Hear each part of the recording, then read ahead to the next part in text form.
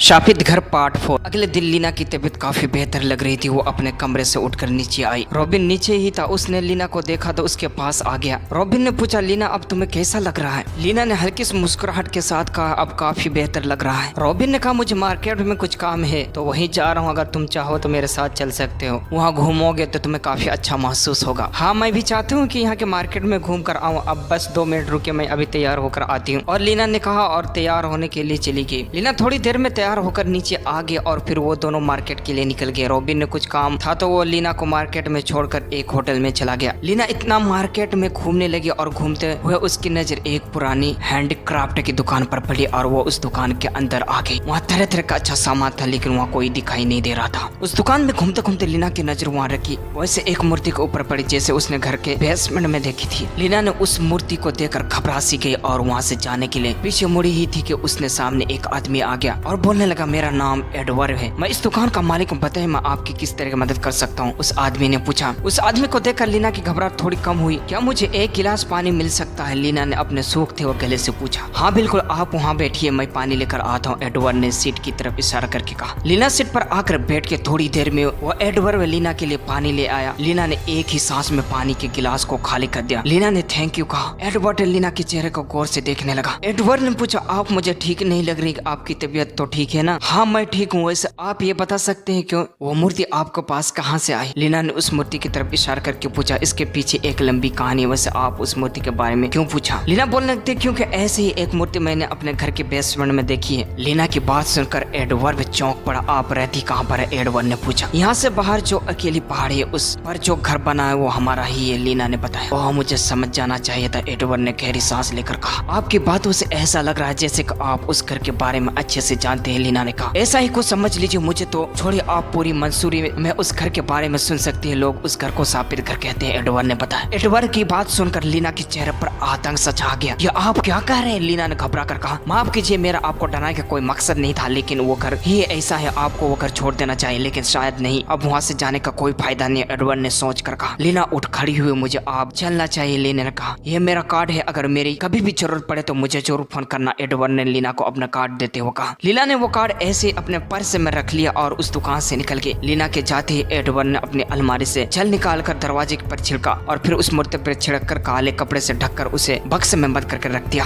Market से वापस आते हुए लीना के दिमाग में वही सब बातें चल रही थी। रॉबिन, क्या इस घर को सब शापित घर कहते हैं? लीना ने रॉबिन से पूछा। क्या तुम्हारा दिमाग खराब हो गया? तुम्हारे दिमाग में ये सब बातें डालता कौन है? ये सब बातें बच्चों को सामने करने की जरूरत नहीं, रॉबिन ने नाराज होते हुए कहा। लीना ने फिर कुछ नहीं कहा। घर पहुंचकर लीना गाड़ी से उतरी और उनकी सबसे पहली नजर घर पर पड़ी। शापित घर लीना के मुंह से निकला तभी उनकी नजर ऊपर वाली खिड़की पर पड़ी जहाँ से कोई लीना को घूर रहा था। लीना जल्दी से घर के अंदर आकर फिर उस कमरे में आ गया लेकिन वहाँ कोई भी नहीं था। ये सब क्या हो रहा है? लीना ने परेशान होकर अपने सिर पर हाथ मारते हुए कहा। उसी दिन शाम में रॉबिन की मॉम अपने कमरे में सोई हुई थी। उन्हें जल्दी सोने की आदत थी। सोते हुए अचानक से उनका दम सा घुटने लगा। उन्होंने अपनी आंखें खोली तो कोई उनका गला दबा रहा था। उन्होंने चिल्लाने की कोशिश की लेकिन उनके गले से आवाज नहीं निकल पा रही थी। वो हाथ ही उसकी गर्दन पर कसते जा रहे थे। रॉबिन की मॉम ने जैसे तैसे कोशिश करके खुद को छुड़ाया और फिर दरवाजे की तरफ भागी लेकिन पीछे से एक फंदा आया और वो पीछे की तरफ खींची गई और कुछ ही देर में उनकी लाश पंखे से लटकने लगी। रात बढ़ती जा रही थी और जैसे ही घड़ी से रात के 3 बजे वो ऐसे ही उस घर में लगे हुए क्रॉस एक एक करके उल्टे होने शुरू हो गए। एनी और जेन दोनों अपने कमरे में सो रहे थे कि तभी उनके कमरे पर किसी ने 3 बार दस्तक दी। वो दस्तक इतनी तेज थी कि एनी और जेन की आंखें अचानक से खुल गई। कौन है? जेन ने आवाज देकर कहा लेकिन बाहर से किसी ने भी जवाब नहीं दिया। जेन धीरे से अपने बिस्तर से उठी। दीदी वहाँ मत जाओ, एनी ने घबराते हुए कहा। एनी की बात सुनकर जेन वापस लेट गई। दोनों घबरा कर दरवाजे की तरफ देख रही थी। जेन ने लाइट जलाने की कोशिश की लेकिन लाइट नहीं चली। तभी उनके कमरे का दरवाजा चर की आवाज वह धीरे से खुल गया और एनी चीखते हुए जेन के पास बिस्तर पर आ गई। एनी डरो मत, कुछ नहीं है, जेन ने घबराते हुए कहा। उस दरवाजे को खोलते कमरे में एक दुर्गंध फैलने लगी। दोनों ने अपने नाक पर हाथ रख लिया। तभी बाहर से एक बिल्ली भागती हुई आया और उनके बिस्तर के नीचे घुस गई। बिल्ली, ये दरवाजा जरूर बिल्ली ने ही खोला होगा और अब वो हमारे बिस्तर के नीचे, जेन ने कहा और फिर उस बिल्ली को देखने के लिए बिस्तर के नीचे झांक देखने लगी। तभी बिस्तर के नीचे से 2 हाथ निकले और जेन को नीचे खींचने लगे। एनी मुझे बचाओ, जेन ने चिल्लाकर कहा। एनी ने हिम्मत करके जेन के पैर पकड़कर अपनी तरफ खींचने लगी। थोड़ी देर में अंदर से वो हाथ गायब हो गए और जेन और एनी बिस्तर से नीचे आ गिरे। दोनों फिर घबराते हुए उस कमरे के दरवाजे की तरफ भागे और कमरे से बाहर निकल गए। दोस्तों, वाकई में इस शापित घर में कोई आत्मा है या कोई भूत प्रेत है या कोई इसके साथ हंसी मजाक कर रहा है। आगे क्या होगा दोस्तों, जानने के लिए अपने प्यारे हाथों से वीडियो को लाइक कर दे, क्योंकि आप लोग लाइक नहीं करते तो लाइक कर दीजिए, और चैनल को सब्सक्राइब नहीं करते सब्सक्राइब करके बेल आइकन ऑन कर दे, और कमेंट में पार्ट 5 लिखें।